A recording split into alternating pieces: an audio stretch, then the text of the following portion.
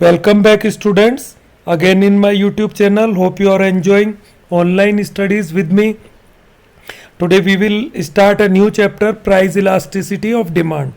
Actually, it is not a separate chapter, it is a part of theory of demand, but we are studying it separately because this chapter is complicated and related to some calculation work. So if we study it separately, then it will become easy to understand the concept of elasticity. Let's start, and it is my humble request, kindly subscribe my YouTube channel, press the icon button, like the video, share it with your friends and relatives. Let's start. Price elasticity of demand. What do you mean by elasticity? Elasticity means in simple word it is the adjusting power.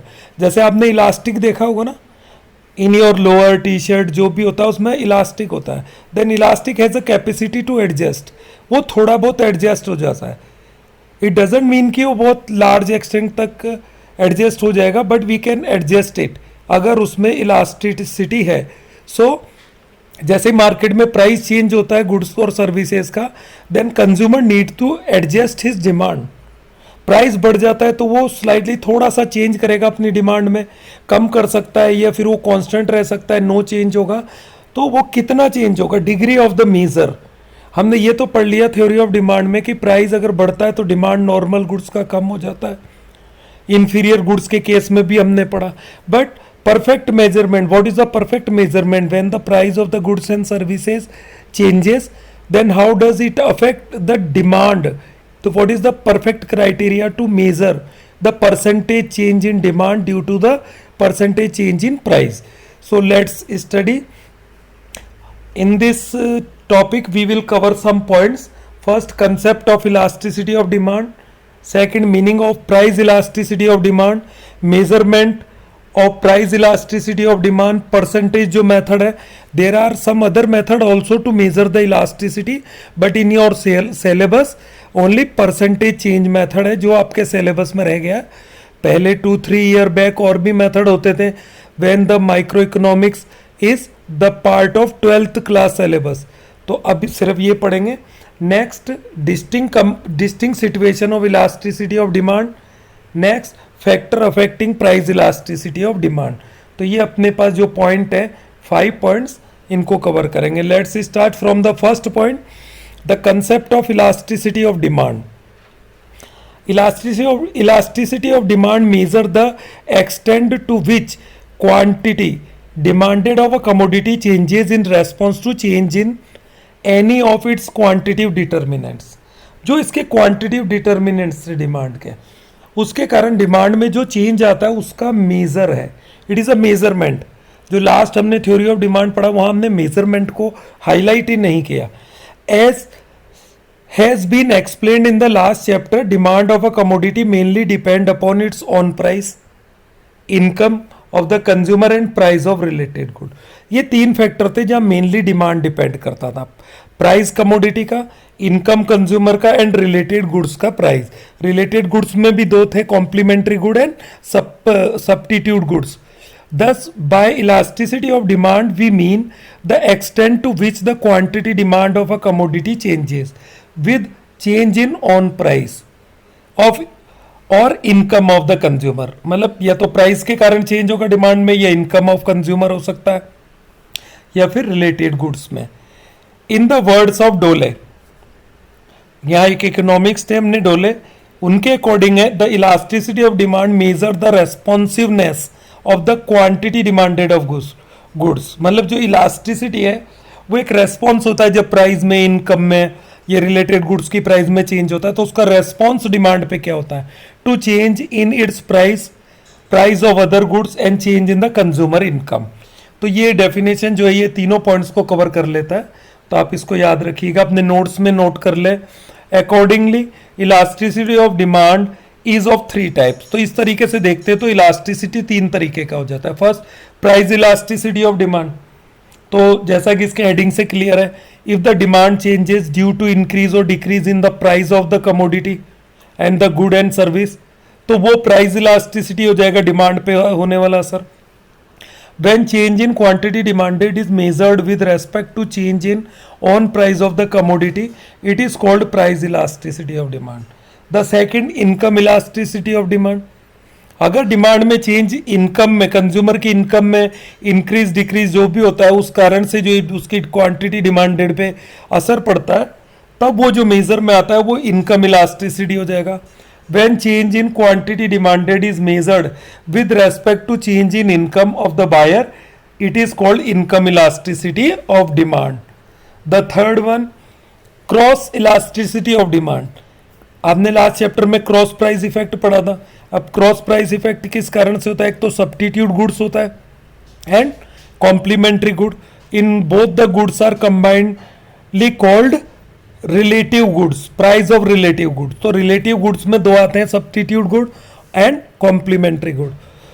Cross price जो अपना है elasticity, when change in quantity demanded of one commodity is measured with respect to change in the price of other commodity. मतलब अगर coffee की price में change होता है तो उसका टी की डिमांड पे क्या असर होता है, वो कितना परसेंटेज कम होगा ज़्यादा होगा टी का डिमांड. तो ये क्रॉस इलास्टिसिटी ऑफ डिमांड हो जाएगा. ऐसे कॉम्प्लीमेंट्री गुड के केस में आप पेन और इंक देखते हैं, ये कार और पेट्रोल का, पेट्रोल महंगा होने पे कार की सेल पे कितना फर्क पड़ता है कि उसकी डिमांड पे. तो ये आपके पास क्रॉस इलास्टिसिटी ऑफ डिमांड हो जाएगा. यह एक नोट लगा हुआ है, in accordance with the syllabus of 11 the present chapter focus only price elasticity of demand. तो टाइप ऑफ इलास्टिसिटी तो तीन हुए, price elasticity, income elasticity and cross elasticity. But in your syllabus we will study price elasticity of demand only. Let's start. The second जो point है अपने chapter में, meaning of price elasticity of demand. Price elasticity of demand is defined as the measurement of percentage change in quantity demanded due to percentage change in own price of the commodity. मतलब जब commodity की या goods की price में जितना percentage change होता है, यहाँ हम परसेंटेज चेंज की बात करेंगे. जैसे 10% प्राइस बढ़ गया, 100 रुपीज़ की जो चीज़ थी 110 रुपीज़ का हो गया, तो 10 रुपये बढ़ने पे उसकी डिमांड पे कितने परसेंट फर्क पड़ा है. तो यहाँ कई केस बनते हैं. देखो प्राइस बढ़ने के बाद हो भी सकता है उसकी डिमांड में कोई फर्क ना पड़े, बिल्कुल डिमांड वही बनी रहे, या डिमांड कम हो सकता है, या डिमांड ज़्यादा भी हो सकता है, कुछ भी हो सकता है. अब 10% से ज़्यादा चेंज हो सकता है, डिमांड कम हो सकता है, 12% हो गया या 8% हो गया. तो यहाँ डिफरेंट मेजरमेंट्स होंगे. तो क्या हो गया price elasticity? It is the percentage change in quantity demanded due to the percentage change in on price of the commodity, or it tell us about percentage fall in demand due to percentage rise in the price and percentage rise in demand due to the percentage fall. मतलब जितना percentage price अगर बढ़ जाता है तो उसके कारण कितना परसेंटेज डिमांड कम हुआ है, या फिर प्राइस में परसेंटेज जितना कम होता है उस प्राइस के परसेंटेज कम होने के कारण डिमांड में कितना परसेंट इंक्रीज होता है. It is the degree of responsiveness of the demand of commodity, demand for commodity to change in its own price. मतलब प्राइस इलास्टिसिटी है तो सिर्फ प्राइस के कारण चेंज होगा. फोकस जोन में आते हैं. Price elasticity of demand is the degree of change in demand in response to a change in own price of a commodity. तो ये आपके पास एक शॉर्ट जो नोट्स के लिए डेफिनेशन तैयार हो गया. नेक्स्ट आता है measurement of price elasticity of demand percentage change method. तो यहाँ अपने पास परसेंटेज चेंज मेथड है, अदर मेथड भी है आपके पास, बट यहाँ सिलेबस में सिर्फ परसेंटेज मेथड को हम स्टडी करेंगे. तो इसको बड़ा ध्यान से समझिएगा आप. अपनी problem you can ask your problem any time by commenting on comment section. Percentage change method is the most commonly used method of measuring price elasticity of demand. According to this method elasticity of demand is measured as the ratio between percentage change in quantity demanded of a commodity X and percentage change in the price of commodity X. तो इसका मतलब ये ratio है, percentage change in price and percentage change in quantity demanded of commodity का. सिर्फ price से लेना है. इसका ऊपर जो आपने देखा है पूरा पढ़ा है, तो इसको आप आराम से स्क्रीन को कभी भी पॉज करके दोबारा पढ़ सकते हैं. यस. तो 10 for the given commodity x, अगर कोई कमोडिटी एक्स दिया है तो आपके पास क्या फॉर्मूला बनता है? ईडी. अब यहाँ ईडी लिखा हुआ है, कहीं आपको ईपी भी लिखा जाता है. तो अगर ईपी लिखा हुआ है तो इसका मतलब है price elasticity of demand, ED लिखा हुआ है तो इलास्टिसिटी ऑफ डिमांड है। ठीक, दोनों ही सेम है, सैम्पल किस कुछ बुक्स में आपको ये मिल जाएगा, कुछ में मिल जाएगा, तो ये बोथ आर इक्वल। तो यहाँ मैं आपको ऐसा कर देता हूँ कि ये ईपी और ठीक ED is equal to minus का साइन आप देख रहे हैं ब्रैकेट में। द माइनस जो साइन है ये क्या शो करता है, inverse relation between price and quantity demanded. Formula बनेगा percentage change in quantity demanded. तो इसका मतलब ये डेल्टा क्यू ऊपर हो गया शॉर्ट फॉर्म में, and percentage change in price delta P आपके पास नीचे आ जाएगा। तो अगर आप इसको थोड़ा सा मॉडिफाइड करके देखते हैं तो ये सेकंड स्टेज आएगा change in demand upon initial demand. पर अब यहाँ परसेंटेज का साइन लगाओ ना, तो यहाँ परसेंटेज लगेगा दोनों में। तो परसेंटेज का मतलब आप परसेंटेज कैसे निकालते हैं, change in demand upon initial demand into 100। Price में कैसे परसेंटेज निकालेंगे, चेंज इन प्राइस निकालें और इनिशियल प्राइस मतलब जो प्रीवियस प्राइस है वैसे निकलेगा। जैसे मैं आपको एक एग्जांपल यहाँ स्क्रीन पे करके बता देता हूँ। जैसे आपने इधर तो लिया प्राइस और इधर लिया क्वांटिटी। ठीक, यहाँ पे आपने क्या लिया, P1 आपने स्टार्टिंग P प्राइस लिया स्टार्टिंग का, और P1 लिया जो प्राइस चेंज होने के बाद है। ऐसे क्वांटिटी Q एंड Q1 लिया। Now you have to find the price change in quantity demanded, percentage change ये निकालना है। तो आप कैसे निकालेंगे, Q2 minus Q1 upon Q previous जो इनिशियल था आपके पास।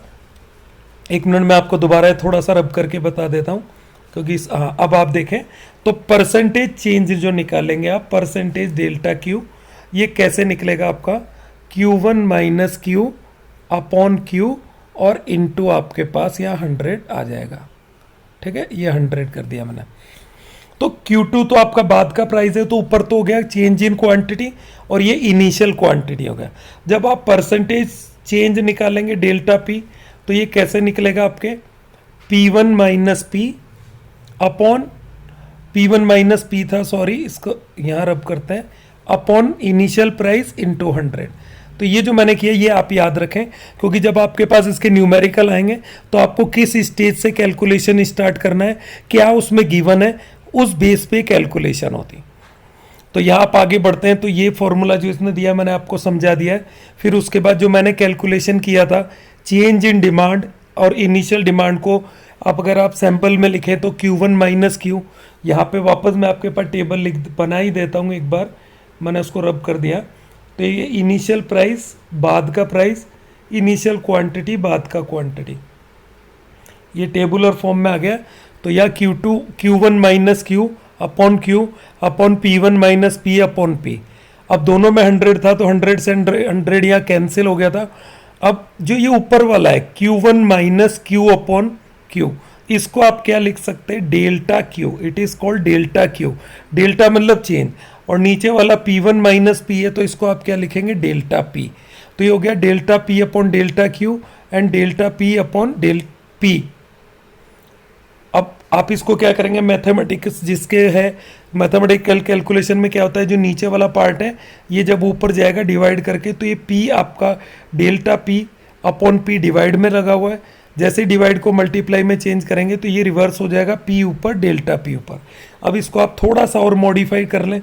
जैसे आप मॉडिफाई करेंगे तो ये आपके पास क्या बनेगा फॉर्मूला, ED मैं यहाँ कर देता हूँ। तो ये आपने लिख दिया डेल्टा Q अपॉन आप लिखेंगे delta P into P upon Q। तो ये जो साइड वाला P अपॉन Q है ये इनिशियल प्राइस और इनिशियल क्वांटिटी हो गया। डेल्टा Q मतलब आपका चेंज इन क्वांटिटी, और डेल्टा P जो आपके नीचे लिखा हुआ है इसका मतलब हो गया चेंज इन प्राइस। तो ये भी आप इसके बाद एक स्टेज है, इसको नोट कर लें। तो ये आपके पास एक परफेक्ट फॉर्मूला निकल के आता है जो आपको न्यूमेरिकल सॉल्व करते टाइम अप्लाई करना पड़ेगा। ये नीचे जो अभी मैंने बताया था आपके पास वो आ चुका है, आप ये याद रख सकते हैं। यहाँ जो डिफरेंट इसमें जो चीज़ें यूज़ हुई हैं, ED price elasticity of demand है, Q initial quantity, P initial price हो गया, Q1 न्यू डिमांड मतलब जो after change in price, price बदलने के बाद जो न्यू डिमांड हुआ वो Q1 है, और जो न्यू प्राइस है बदलने के बाद ये तो प्राइस बढ़ेगा, ये घटेगा, फॉल होगा या राइज होगा, तो न्यू प्राइस आपका P1 से यहाँ शो किया गया है। डेल्टा क्यू मतलब चेंज इन डिमांड हो गया, delta P change in price हो गया। It is really very important, इसको समझना। कोई प्रॉब्लम होगा, आई होप आपको प्रॉब्लम आ सकता है तो आप कमेंट करें और अपना प्रॉब्लम पूछें। तो नाउ एग्जाम्पल हम एक दो इसके स्टडी करते हैं। Example first, supposing the initial price of ice cream is ₹4। Initial जो प्राइस था वो 4 है। इट मीन्स ये आपके पास पी हो जाएगा पर कप। आइसक्रीम का जो एक कप है उसका ₹4 प्राइस था, it is called initial price, इसको आप इनिशियल प्राइस बोलेंगे P. And the initial demand of the ice cream is 1 cup. तो ₹4 का जब था तो उसके 1 कप का डिमांड होता था, तो ये हो गया initial quantity Q. If the price of the ice cream fall to ₹2, अब ₹4 से इसका प्राइस कम होकर ₹2 ₹2 हो जाता है, देन ये हो गया P1 आपका, जो प्राइस चेंज होने के बाद है। तो जैसे ही प्राइस कम हुआ, डिमांड इंक्रीजेस 4 कप, तो 1 कप से 4 कप का डिमांड हुआ, तो ये आपके पास हो गया Q1। Find elasticity of demand using percentage change method. तो फर्स्ट ऑफ ऑल आपको इसी तरीके से सभी क्वांटिटीज को निकाल लेना है। भी P1 क्या है, Q1 क्या है, और P इनिशियल प्राइस और इनिशियल क्वांटिटी क्या है। Now you have to put the value in this formula, आपको ये रखना पड़ेगा। अब आपने पहले क्या करा, डेल्टा क्यू निकाल लिया separately, delta Q Q1 minus Q. ऐसे ही प्राइस का चेंज भी आप निकाल सकते हैं, भी प्राइस में चेंज जो हुआ ऊपर डेल्टा पी निकला हुआ है, तो ये वैल्यू जैसे ही आप इसमें भरेंगे, इनिशियल जो प्राइस था वो ₹4 था, इनिशियल क्वांटिटी 1 था तो 4/1 आ गया।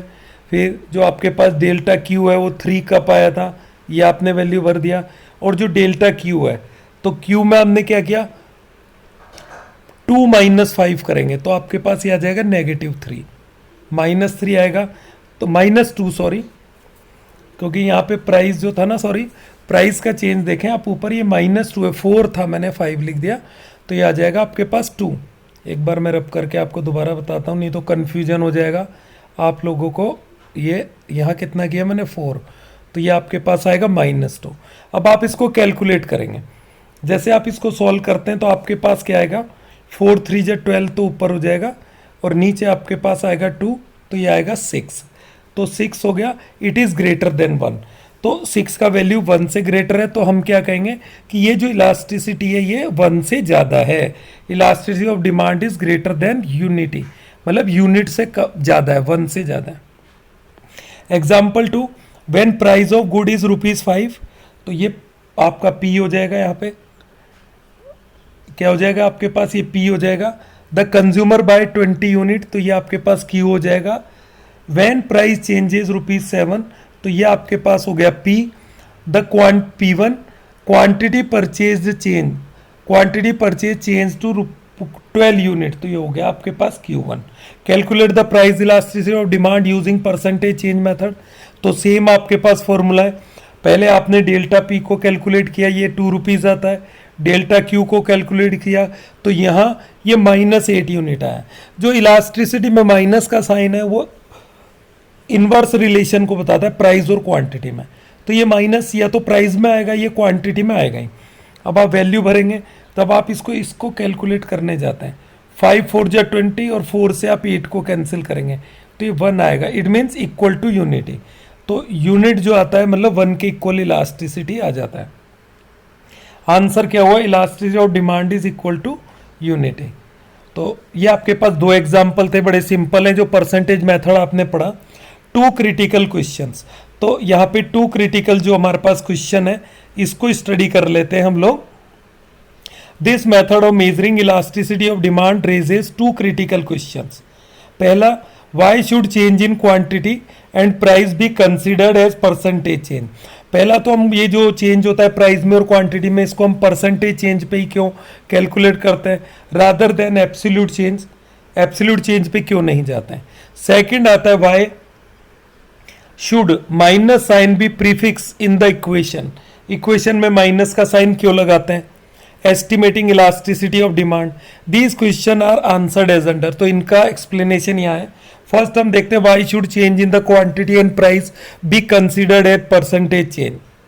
तो फर्स्ट है, ये percentage change is not considered, अगर परसेंटेज चेंज नहीं लेते और if absolute change is considered the comparison of elasticity across two goods become difficult. तो दो गुड्स का कंपैरिजन बड़ा मुश्किल हो जाता है। देखो यहाँ मैं सिंपल वर्ड्स में बताता हूँ।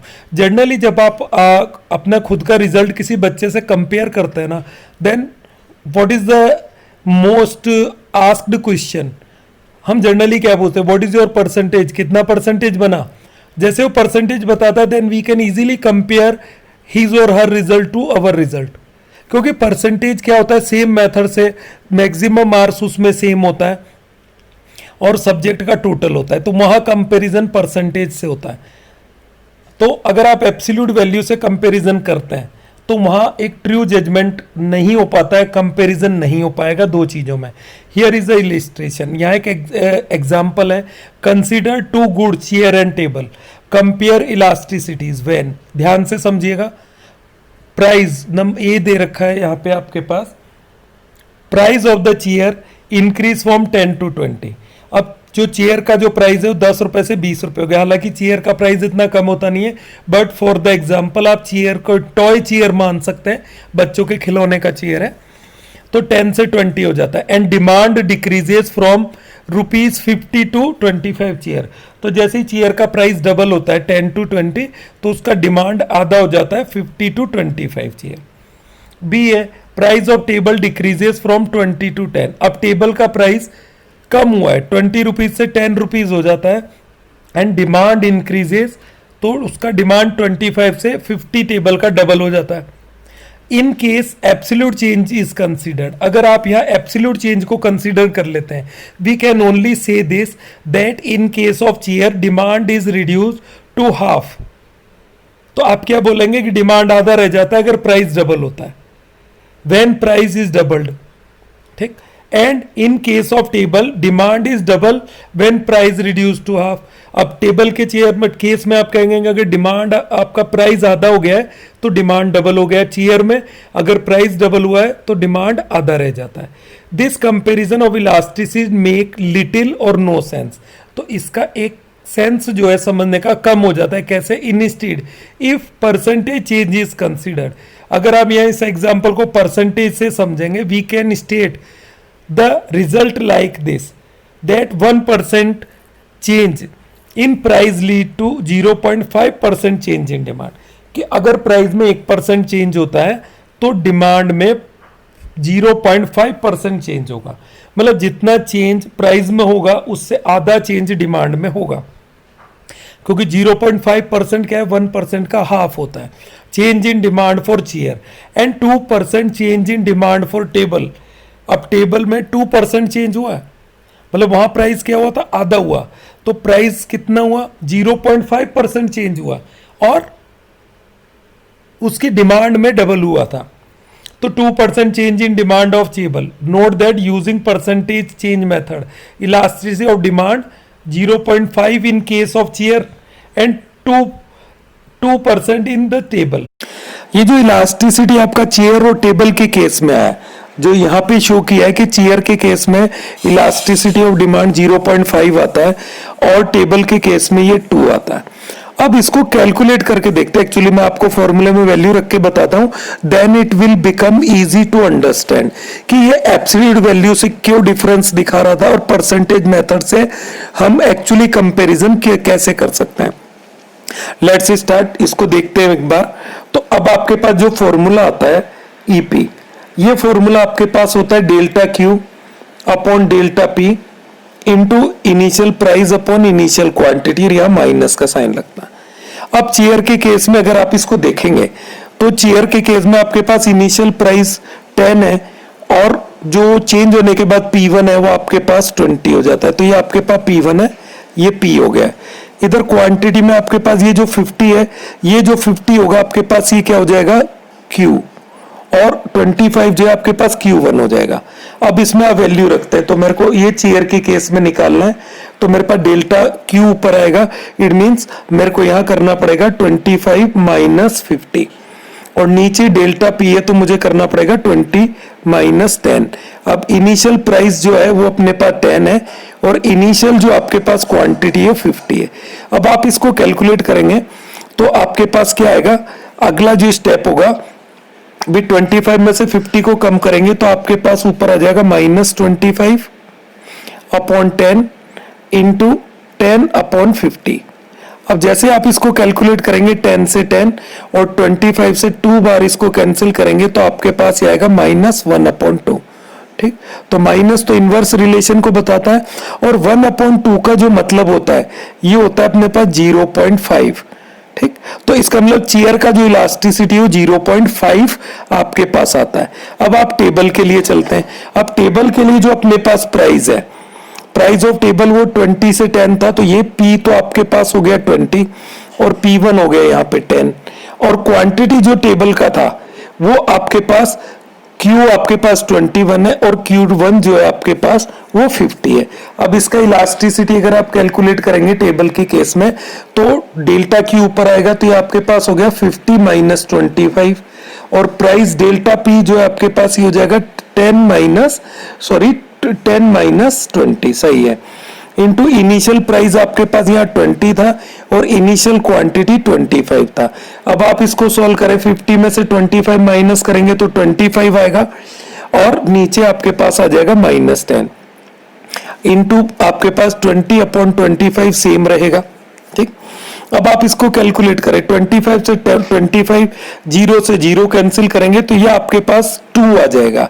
तो इसका मतलब टेबल में आपके पास इलास्टिसिटी 2 आता है और चेयर के केस में आपके पास इलास्टिसिटी 0.5 आता है, जो आपके पास एक्चुअली यहाँ एग्जाम्पल में यहाँ डायरेक्टली किया गया था without solve.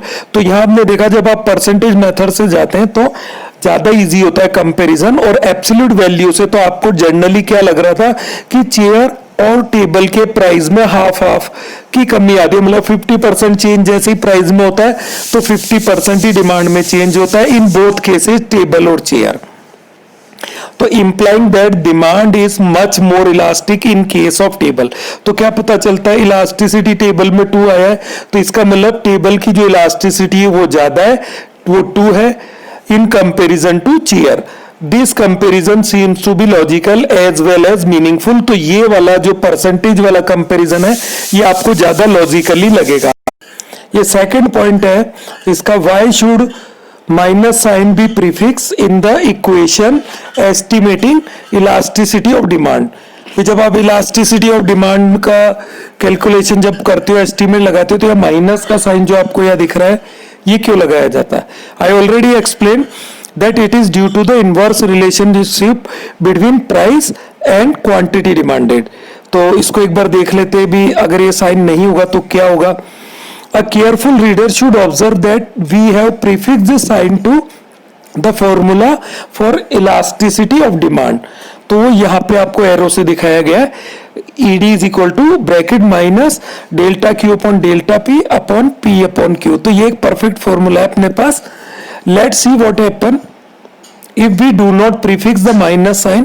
Due to negative relationship between price and quantity, the price and quantity will always change in opposite direction. One change will be opposite and other will be negative। तो एक change में अगर एक side direction में change होगा तो उसके opposite में दूसरा बदलेगा। मतलब अगर प्राइस बढ़ती है तो क्वांटिटी कम होगी, प्राइस कम होती है तो क्वांटिटी डिमांडेड इंक्रीज हो जाएगी। तो दोनों में से एक हमेशा नेगेटिव होगा। The sign of the measure elasticity of demand will be negative. तो यहाँ उसके मेजर का जो साइन है वो हमारे पास नेगेटिव आता है। एग्जाम्पल यहाँ लेते हैं इसका, if the price of commodity reduce 10 to 5। अब मैंने किया कि किसी कमोडिटी की प्राइस 10 से 5 तक रिड्यूस होता है, ठीक, और एंड क्वांटिटी डिमांडेड इंक्रीज हो जाएगा 50 to 100। तो अब आप ये फॉर्मूला जो आपके पास है डेल्टा Q निकालेंगे तो 100 माइनस 50 होगा। जैसे आप डेल्टा Q निकालेंगे तो ये तो आपके पास हो जाएगा 100 माइनस 50, तो ये आपके पास पॉजिटिव वैल्यू आ जाएगा। अब एक पॉजिटिव आया दूसरा नेगेटिव आएगा। जैसे आप डेल्टा P निकालेंगे तो वहां पे क्या आपके पास प्राइस 10 से 5 हुआ तो आप 5 माइनस 10 करेंगे तो यहाँ ये -5 आ जाएगा। तो नीचे आपको -5 नजर आ रहा है और ड्यू टू दिस ये -2 इलास्टिसिटी आएगा। तो इसको आप ऐसे लिखें, this is when the sign is not prefix. अगर आपने साइन पहले नहीं लगाया है, अब इस फॉर्मूले में आपने साइन तो नहीं लगाया था, यहाँ साइन लगना चाहिए था, तो अगर वहां ये साइन लगा होता तो क्या हो जाता है माइनस माइनस टू, तो ये प्लस टू, क्योंकि इलास्टिसिटी तो पॉजिटिव ही है हमेशा. Next, however it is conventional to ignore the minus sign and treat elasticity of demand just as to.